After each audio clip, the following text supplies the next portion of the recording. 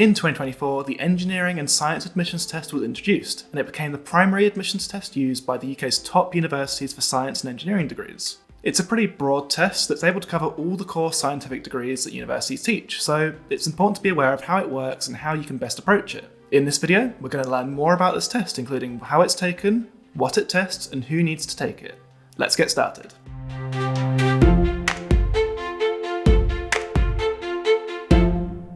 If you want to learn more about the Oxford and Cambridge admissions process, be sure to download the Big Book of Oxbridge Applications, our definitive starter guide to Oxford and Cambridge. As well as details about the ESAT, you'll also learn about Oxbridge colleges, personal statements, interviews, and much more. This book is available to download for free now, so get your copy today. Link is in the description. Let's start with a bit of background, starting at the University of Cambridge. Up until 2023, Cambridge had been using two admissions tests for the admissions processes of some of its most popular STEM courses. These were the Natural Sciences Admissions Assessment and the Engineering Admissions Assessment. These were both cancelled after the 2023 admissions sitting, following internal restructuring, and it was later announced that a singular replacement for these two tests would be introduced in 2024, the ESAT. This new test is run by UAT UK, a new division of Pearson VUE that is dedicated to running UK university admissions tests. While the test started at Cambridge, it has since been adopted by 3 other institutions in the UK. Firstly, Imperial College London adopted the test at the same time as Cambridge in 2024, and even supported the creation of it. Then, in 2025, UCL also adopted the test for a single degree. And finally, in 2026, the University of Oxford made a decision to remove all of its exclusive admissions tests in favour of UAT UK tests, so the ESAT was introduced as a replacement for the Physics Admissions Test, or PAT.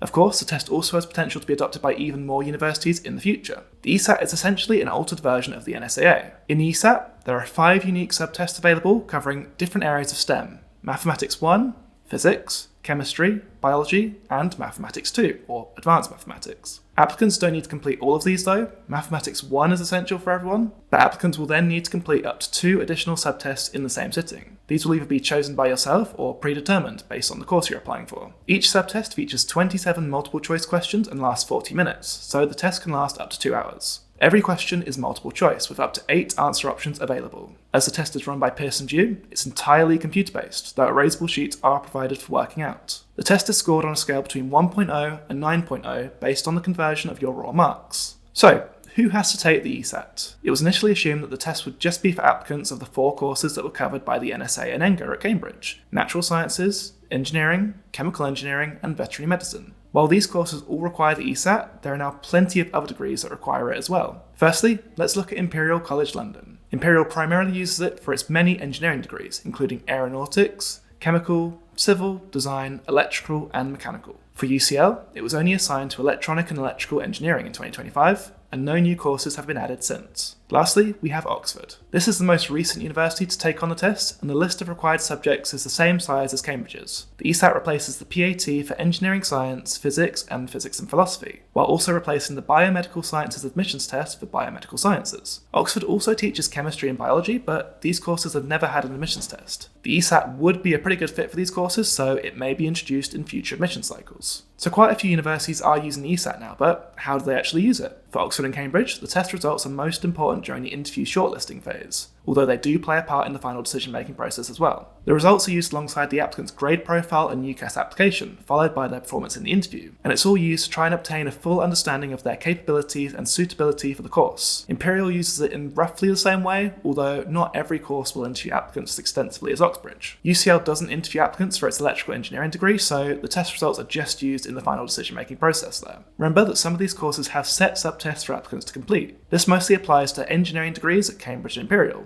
which all require Physics and Mathematics 2 to be completed. There are a couple of exceptions to this, such as Chemical Engineering at Imperial, which requires chemistry instead of physics. So, when and where does the test need to be taken? As this is a Pearson VUE test, it needs to be taken at an approved testing centre, of which there are several thousands available globally. The ESAT doesn't have a singular testing date. Instead, it offers 2 separate testing periods in the admission cycle. Each period lasts 2 days, with the first being held in mid-October and the second in early January. It's essential that you register well in advance for these testing periods. Registration for the October sitting runs from late July to late September, while the January sitting can be booked between late October and mid-December. While the October sitting is open to everyone, the January sitting cannot be taken by Oxford or Cambridge applicants, as the deadline for Oxbridge applications is October 15th. Booking the ESAT requires a fee of £75 for UK and Irish applicants, or £130 for international applicants. This is paid during the booking process. Next, let's take a look at the content of the test. We already know that all the questions are multiple choice, but what topics are covered in these questions? Let's tackle it by subtest. Firstly, Mathematics 1. This is all pretty basic stuff, covering principles that you'd find in GCSE, like units, algebra, ratios, geometry, statistics, and probability. It's nothing too challenging, but it'll be important to brush up on the basics before you sit the test. Next is Physics, which is a must for engineering applicants. Again, the topics aren't too advanced, but the questions may be a bit more difficult than what you would find at GCSEs. Areas to focus on include electricity, magnetism, mechanics, thermal physics, matter, waves, and radioactivity. For chemistry, you'll need to be prepared for questions about atomic structure,